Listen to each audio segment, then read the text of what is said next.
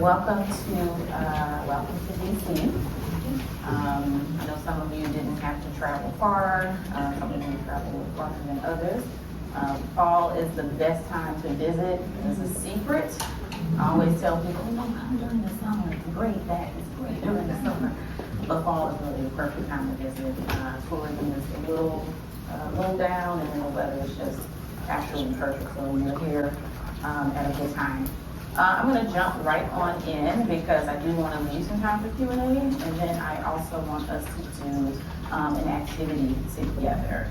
And so toward the end of the presentation, we'll be referencing these sheets that were in your seat. You might be sitting on it. I said on mine on accident. So the agenda today is really simple. We are going to define community engagement and capacity building, just so we can make sure we're all starting on the same page. I will talk about the River East Design Center's Back to Basics mobile cart as a capacity building tool, and then we'll also talk about the 11th Street Bridge Park Community Preservation Plan. And we'll talk about why community engagement and capacity building are beneficial to public space projects and park projects. So our working definition of community engagement for the day is, and this is a definition actually from the CDC, community engagement is the process of working collaboratively with and through groups of people affiliated by geographic proximity, special interests, or similar situations to address issues affecting the well-being of those people. So I like that definition. I said it's the CDC definition, and it really kind of touches, I feel like, on what we all understand community engagement to be.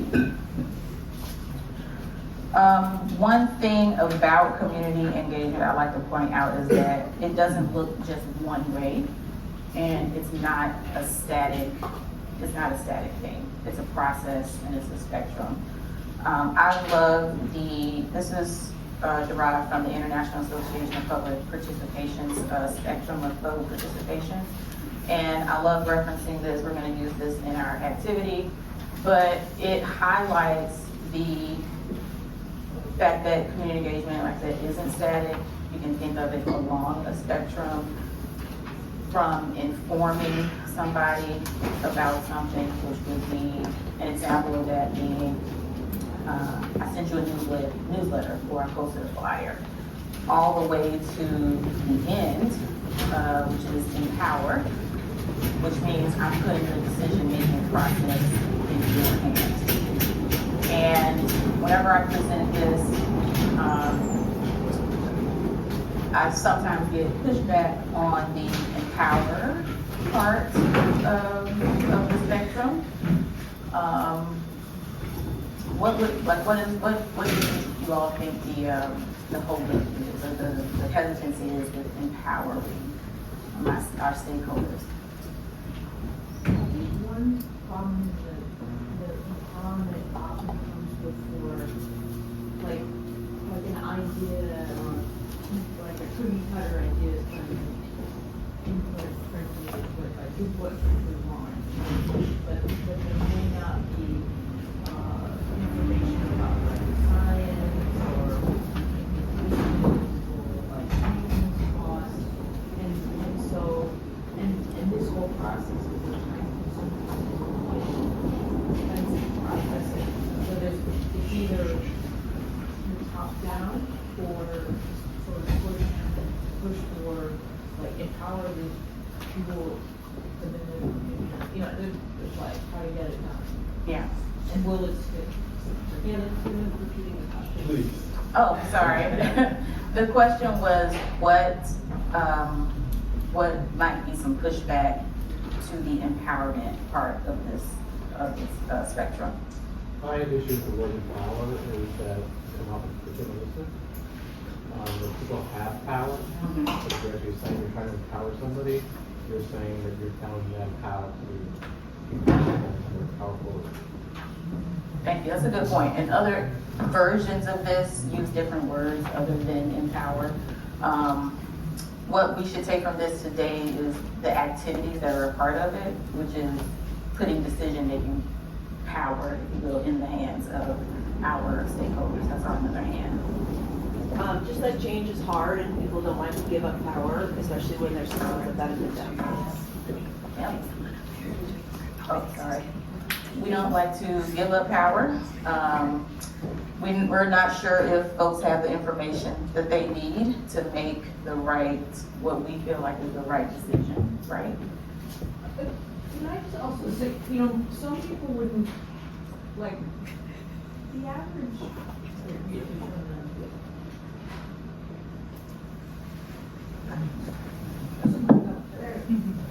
So this is an example of something happened recently, right, where like designers do things about things people see, right? Now, if you are gonna have a heart surgery, right, you would not assume that you would empower someone from like the family to do the heart surgery, right? Because it takes so much work to really understand the functionality of the body, right? And our landscapes and cities are bodies, they're complex bodies, they're living bodies. And so one of the challenges is that people who see it can often think they can do it, right? It really is challenging, and it takes decades to learn these tasks. I mean, Olmsted was at the end of his life when he managed some of the best projects. So yeah, I think that's one of the problems, is it's hard to explain to people that these are living bodies and there's a lot of knowledge involved in getting it right. I think you're reading my notes. One more. The question is, whose body is it? And so while a lot of landscape architects and others believe that they have a right to determine what it should look like, the body belongs to someone. And so the question is who the empowerment is for and whether or not they have something to do about shaping the design. Excellent. Y'all have a sharp bunch. I like y'all. When I present this to architects, the main thing that I hear is, well, to sum it all up, we're the professionals, right? We went to school to learn the stuff and do the stuff. That's why we're doing the stuff. And lucky you for getting the stuff that we're doing. They don't say that part, but you can kind of sense it a little bit. But you're absolutely right. Like, those are definitely things that we as practitioners are thinking. That's how we were educated to be the professionals.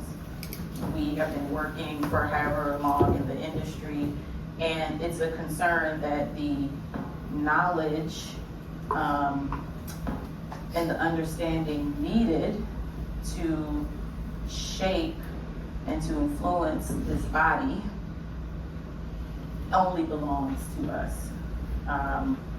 And throughout, I have a number of different presentations, but one thing that I like to bring up about, and I'll talk a little bit about it with Bridge Park, but when we are doing community engagement activities, is to acknowledge the different forms of expertise that exist in a community. I have an expertise as an architect, but that is actually not the only expertise I need to design a building. I need to understand where are the important places in that community.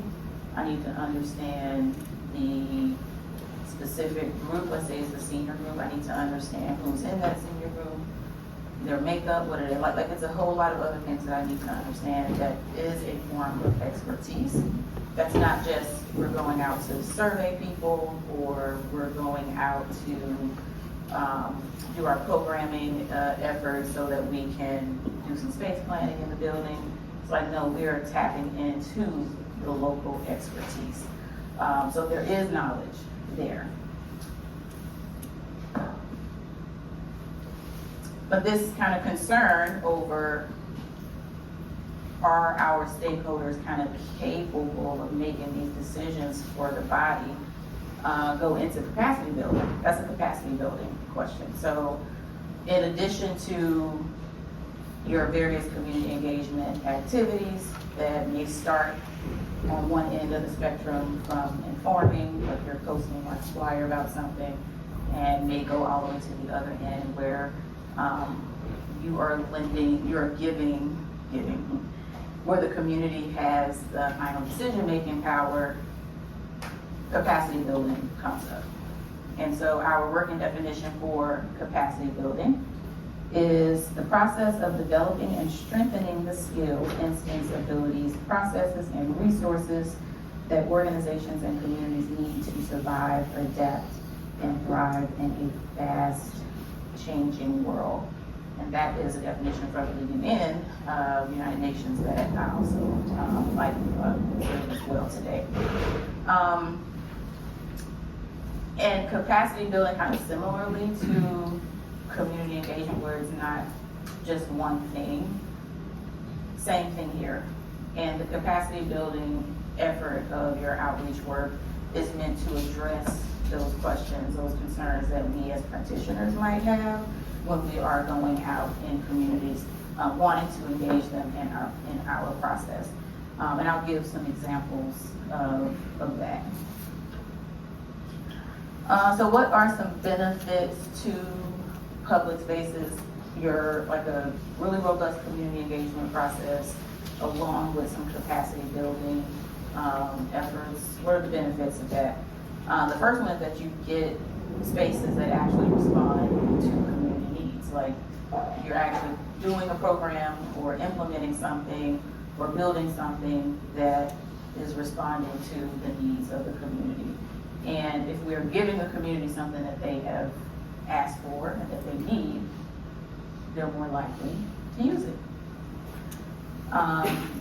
Ownership and responsibility. Y'all have children? Raise your hand you have kids. Raise your hand you have kids that you cook with. Aren't they more likely to eat the things that they made themselves? Yeah. So it's that kind of concept. When I put my work and behind the thing, when I've been in the process, when I see myself in the process, I'm more likely to take care of it. I have ownership of it now, it's mine. You also have supporters to mobilize, which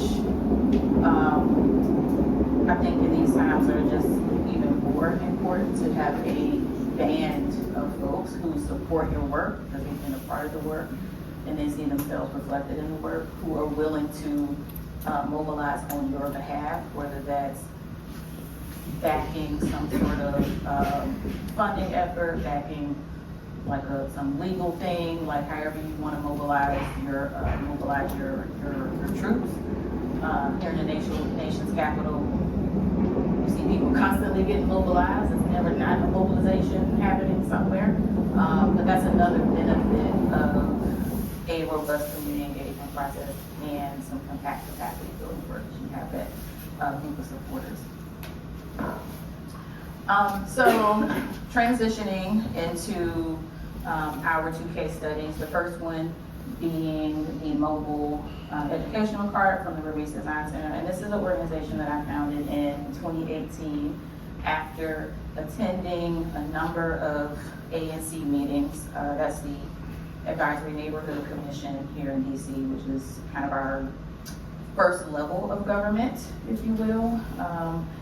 And after attending a few of them and seeing the same faces all the time, with the same comments and questions, and seeing how the information was being presented at the meetings, I was like, okay, this isn't, you're just reporting back to us.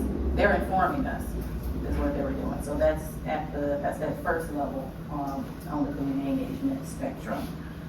And people would leave the meeting still with like tons of questions, like, what is AMI again? And why are they using that material for this building? And why does this affordable housing building need to be here? And it was just pretty evident that there was just a lack of understanding around the processes that are in place to shape our community. So the Community Design Center was founded with the purpose of empowering communities to shape their own built environments, and we do that through educational outreach as well as design services. some concept design work and things of that nature. Under our Back to Basics mobile program, which is our main kind of means of delivering our educational content, we are like literally going up to people, up to strangers outside on the sidewalk at the metro station and saying, hey, do you know anything about DC's joint zoning policy? And usually the answer is no. And we'll have a booklet kind of like this. It's a very, more of a handout like this where we walk folks through the steps. And this is very specific to DC. Other cities may have something similar. A specific website where you can track development projects, stay up to date, get email updates on something that's going on. You can submit online testimony. I love this project, I hate this project, whatever you want to do. And we show residents how to use that specific tool. And that is an example of, well, I'm not sure, maybe if you have the knowledge or understand the tool, I'm just going to give it to you. Take it and do with it whatever, whatever you will. So we're not, we don't have a position on various things. I do myself personally, obviously, but the goal isn't to influence someone one way or another. The goal is just to encourage folks to be engaged and just share your opinion. So a couple of other topics that we've done around the city, notable buildings in Southeast. So I live about 4 miles southeast of here in Anacostia, and that is our main target area. So we'll talk about notable buildings in Southeast. We partnered with DC Preservation League this year as well, highlighting historic buildings that were designed by Black architects. We will go to a backpack drive and give the kids their first test of the year, seeing how much they know about buildings in the city. And I mentioned the navigating DC zoning, and we're doing another one in a couple of weeks called the Basics of Real Estate Development. And we'll walk residents through the steps of real estate development, highlighting how they can be involved at each stage. With the main goal is to help them understand the earlier the better. When you start seeing the cranes show up, it's not too late, but it's kind of late. So that's an example of some capacity building efforts. Switching to my work with the 11th Street Bridge Park, I'm going to talk about our community engagement efforts around our community preservation plan, or equitable development plan is another thing, another way we describe it. So just really quickly in terms of the history of this project, I will note it is not built yet. We are going to break ground next year, knock on some wood. This has been a 12-year process that started when the 295, is there a pointer on this? I'm not going to try it. But when the 295, so that's that piece of highway that's right above the bridge, that's relatively new. When the old 295 was up for remodel, there was leftover structural infrastructure that the city wanted to keep to continue to use it for public use. I don't know if it was known at the time that it would kind of evolve into what it is now, but there was a conversation early on to salvage that infrastructure. And from that point, the community was on both sides of the river, so in kind of the Anacostia area, which is on the east side of the river, as well as the Capitol Hill Eastern Market neighborhoods on the west side of the river, were first asked would you be interested in a project like this? Is this something that you would want to do? And everybody wasn't on board in the early days, as you can imagine. But eventually the response was, yes, this is something that the community can get behind if we have a say in how it is shaped and how it is formed. And 1,000 community meetings later, we have the design of the bridge, architects, landscape architects, OMA and Olin, as well as a plan, a community preservation plan that accompanies the project. And I describe the bridge as the physical infrastructure of what we're doing. Our community preservation plan or equitable development plan is the social infrastructure portion of the work that we're doing. And the goal of the plan is inclusive development and economic growth for everybody within kind of the impact area of the park, but especially for east of the river communities, which have been just disinvested in over the past few decades. The first version of that plan was released in 2015. The latest version released in 2024, and there are 5 key strategy areas: housing, workforce development, small business development, health and wellness, and arts and culture. And when I say like 1,000 community meetings, sometimes it's like a meeting like this.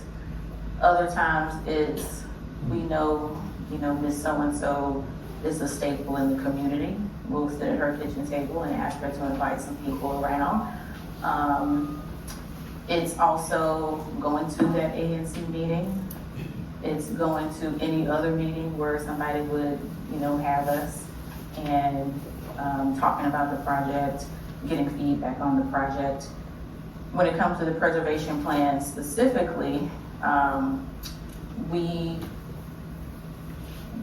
would convene different working groups for each one of those strategy areas, and these are, I call them regular community vote. Like, I'm not on a committee, I'm not a part of anybody's organization, but I do live in the community and I'm interested in what's going on. So it's everyone from those people to, yes, this is the CEO of whatever nonprofit that works in the community. So we were really tapping into everybody that would be affected by this. And I think the work speaks for itself in terms of the programming that was selected to be on the bridge. So every piece of program here was agreed on and decided on over the course of these meetings. My favorite thing about it is the hammock grove. I cannot wait for that. I can't wait for that. But when I say community led, it's not just the park programming. The community also selected OMA and Olin as the winning design team for the work.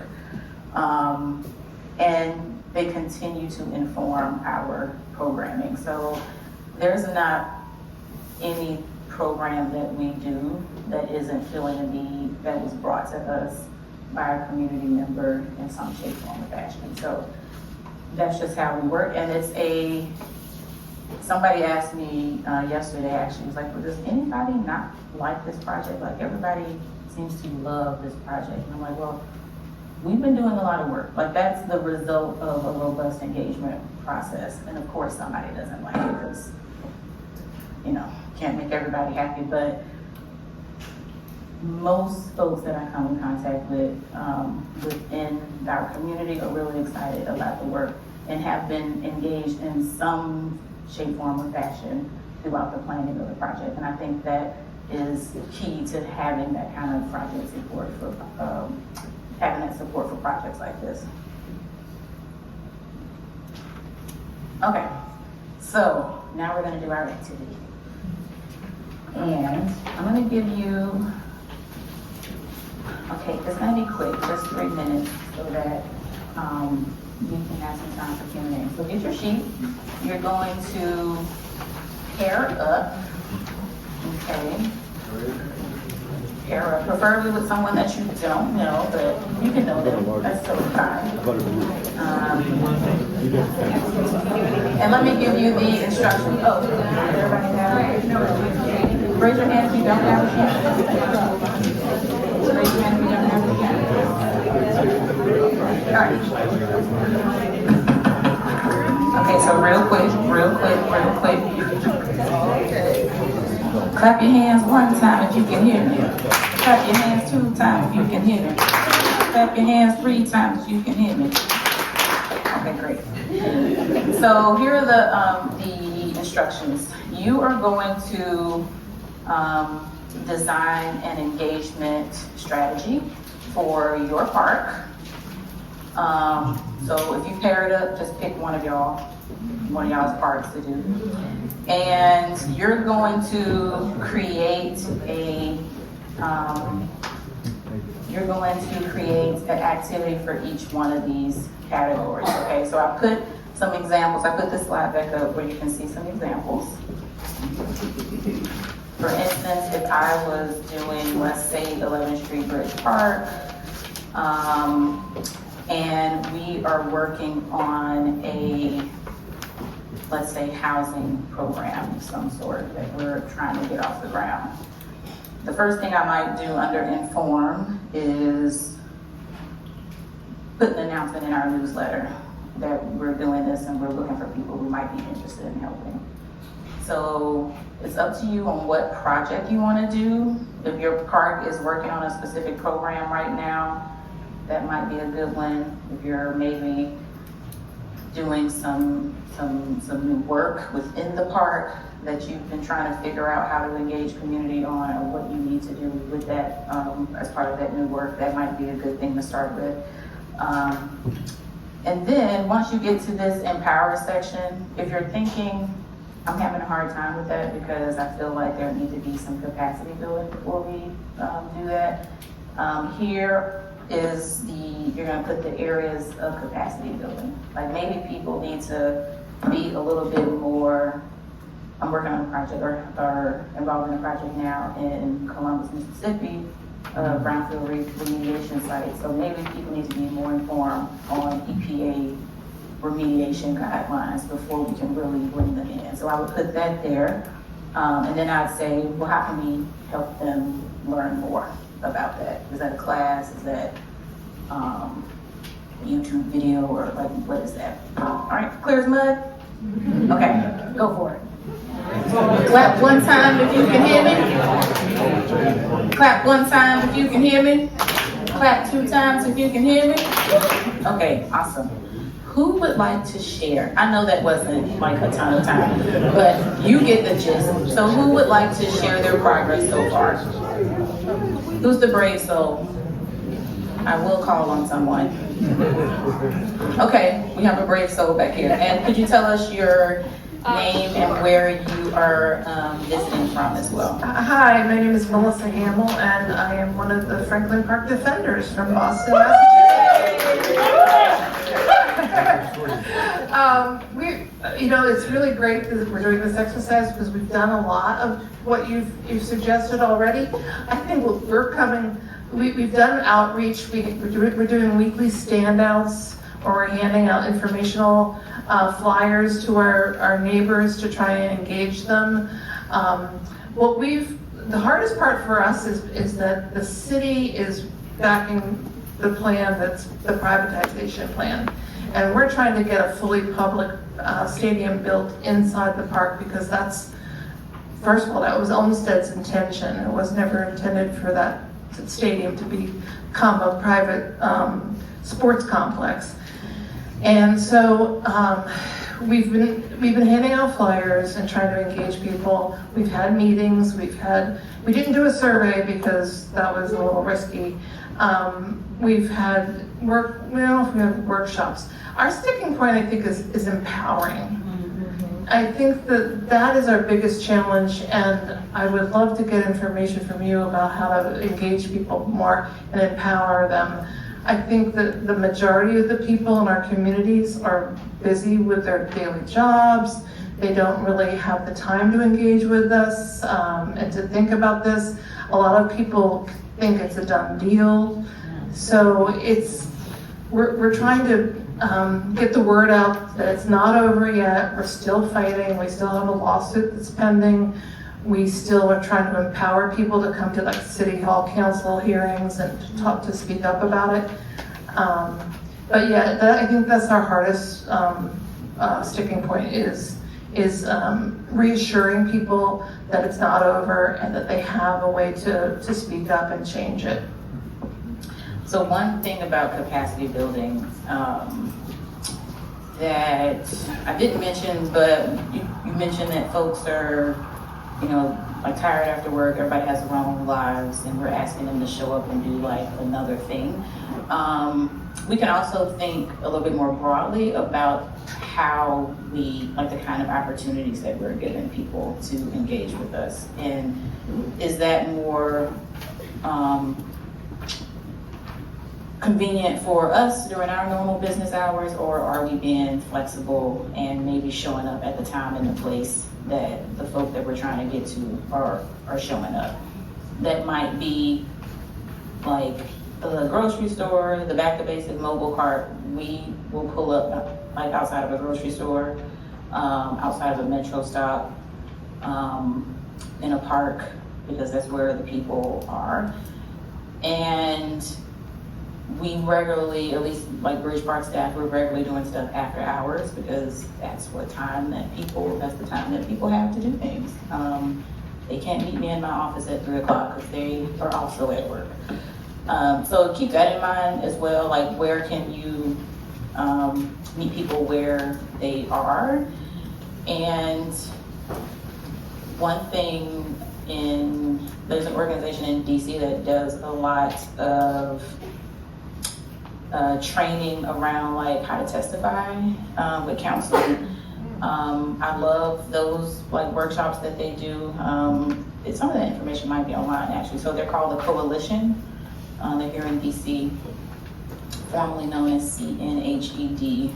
Recent name change to the Coalition, but they have a very robust advocacy like training as well. That may be something that already exists in your community from another organization that maybe you can partner with to get them to help you with that. Does anybody else have any ideas for our Boston friends?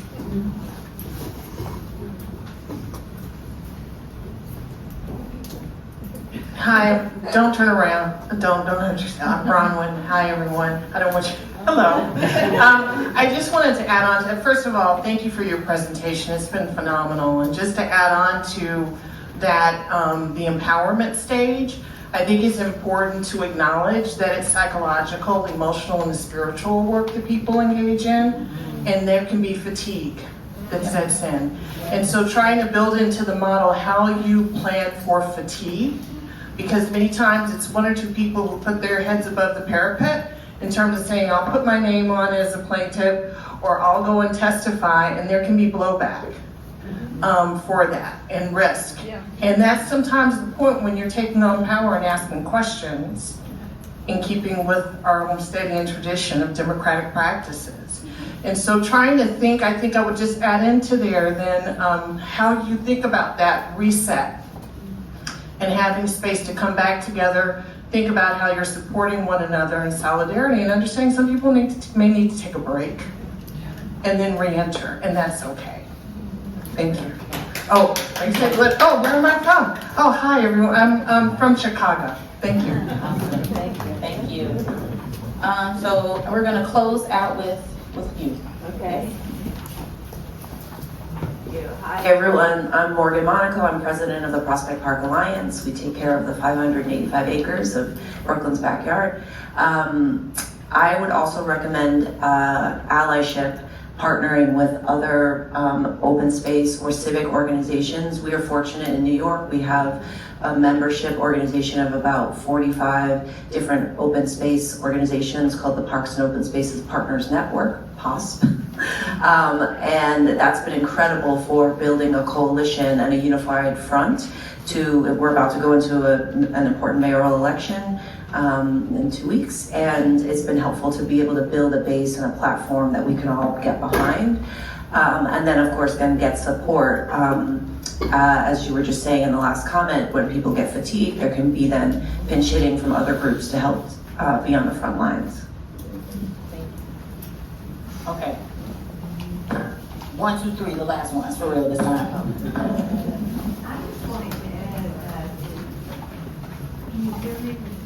I just wanted to add that in Boston, with the trying to get community input and buy-in, we first started with the Franklin Park problems. We first started with the with the Shattuck Hospital site, which is a hospital that was built in the 1940s and is slated for demolition. And it was built on 13 acres of Franklin Park that was taken in the 40s. And so our initial effort to get people interested even in the issue, because the park is across from a cemetery, so it doesn't have neighbors, immediate neighbors. We started with first we went to Northeastern University and got a project with their planning department. So we had students working on alternatives, so we got some information and some graphics. And then we started having lunchtime Zooms on that Karen Monty started this, and that we invited community members to join. And that's how we started getting a constituency of people who actually were aware of what was being proposed and that there were alternatives. And I think that initial sort of information to the public has really paid off, particularly in our other projects like the White Stadium. Thank you. Real quickly, I'm Jana, Fortran Park. Wanted to make 2 comments. One, Frank, this historian I worked with, made a really great point about our desire paths and to make sure that we're looking at how people are already using our parks. And sometimes that's not necessarily great, but to make sure that we are understanding why and how that can factor into our planning and engagement. Secondly, just a huge congrats and thank you for today, because if I'm right, I read that you're fully funded. We are fully funded. Woo!